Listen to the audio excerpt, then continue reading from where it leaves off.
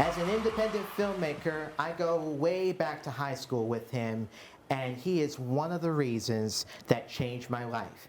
He went from an independent filmmaker to running for office as a Green Party independent candidate for New York City Council District 22 in Queens County, New York. I'm pleased to say that he is still doing filmmaking, producing, and directing, and I'm also pleased that he is here on set, and it makes me so glad to say, please welcome the one and only Edwin DeJesus Jr. Hey, David. Thank you for that excellent introduction. It has. It's been years. I know. It's been years for when from high school, like the last year, it was like that was the last year of high school, it was just lit.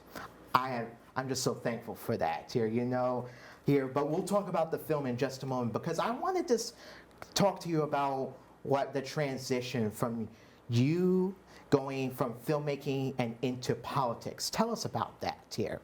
Sure. So after high school and after graduating college, I was working in the film industry as a production assistant. Mm-hmm. And then one day I attended a Bernie Sanders rally in Queensbridge where I met with some of his staffers. And I ended up getting a job for Senator Sanders as a national advance man for his campaign. Mm-hmm. So I went around the country hosting town halls and rallies for Senator Sanders as he was running for president. Mm-hmm. That came to a crushing halt. Well, there's a couple of reasons, but one of the biggest was coronavirus hit in March, and we were sent home, and that changed everything.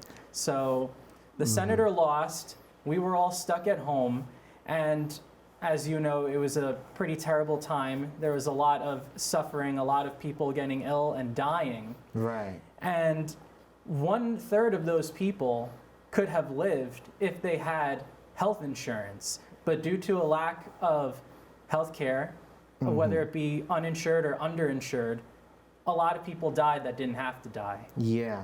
Because, I remember something about with Bernie Sanders where some sort of health issue occurred with about his heart, and that's where he couldn't cooperate. That's why he couldn't make it into the presidential race, if I'm correct.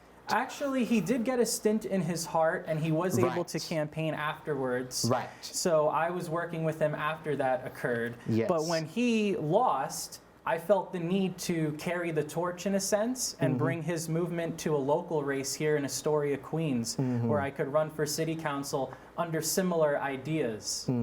Yes, and you chose to run in like the Green Party. So why the Green Party versus the Democratic and the Republican Party? Yes, that's correct. I ran as an independent Green, and the reason for that is because Governor Cuomo actually kicked off all the third parties off the ballots in 2020. So to run as a Green, you had to actually run as an independent, which means you had to get even more signatures than the Democrats and Republicans and less support in general. And so I chose to run under a third party because if you look at the way that the system is now, there's obviously two parties that have control of our political system, which is exactly what George Washington warned us about, because both parties, even though they have some pretty substantial cultural differences, both take money from the same ultra-wealthy donors. Yes. In the end, they're still subservient to those donors who come from the military-industrial complex,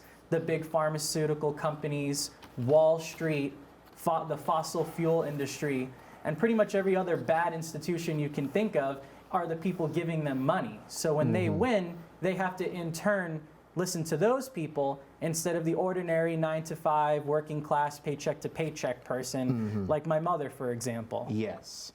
But from the results about that here, because it seems like the Green Party, if you're trying to improve the Green Party, because I'm looking at the results where a lot of people from District 22 voted Democrat here for Tiffany Caban, but you only got 5.9% of the votes. And I remember hearing that you were really upset about that. And it's what was going through your mind and what was going on here? And Well, a lot of people are used to having to vote for one of these two parties because it's become some sort of long-term tradition. Mm-hmm. My goal was to change that.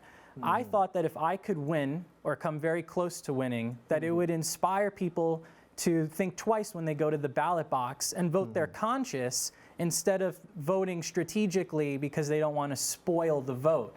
When now in New York City we have ranked choice voting, so spoilers are no longer a problem in primaries, but in general elections where you have more than one party, there still is no ranked choice voting.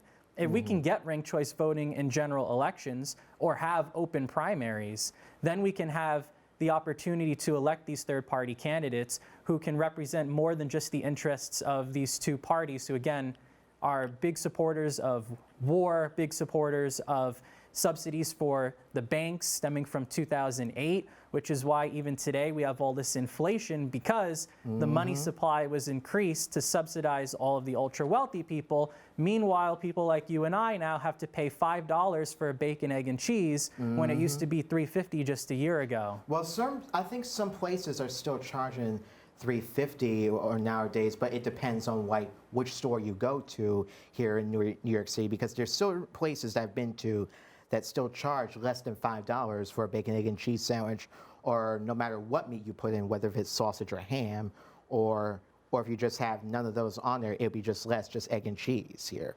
But some days it just varies here. But but it's like just looking at it, was there anything that you could have did better to like change the numbers to like get more votes, and maybe you would have won last year in the general election for New York City Council District 22? Or what was one thing you could have done to like improve, and even going forward here? Well, looking back, there are a lot of things that we could have done differently. Most candidates do door knocking, but in the middle of a pandemic where people are scared to come into contact with you, that's a little difficult to do.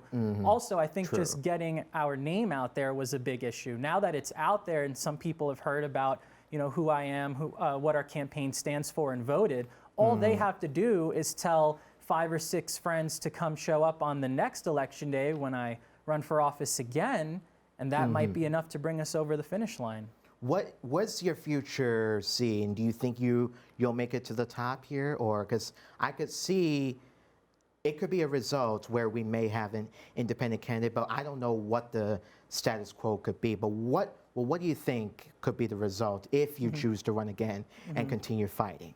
Yeah, well, the majority of Americans do support a third party. They don't feel represented by either the Democrat nor Republican parties. So I think it's only a matter of time that the next younger, newer generations of people come out and vote for candidates who actually will fight for the working class instead of fighting for the ruling elites. Right.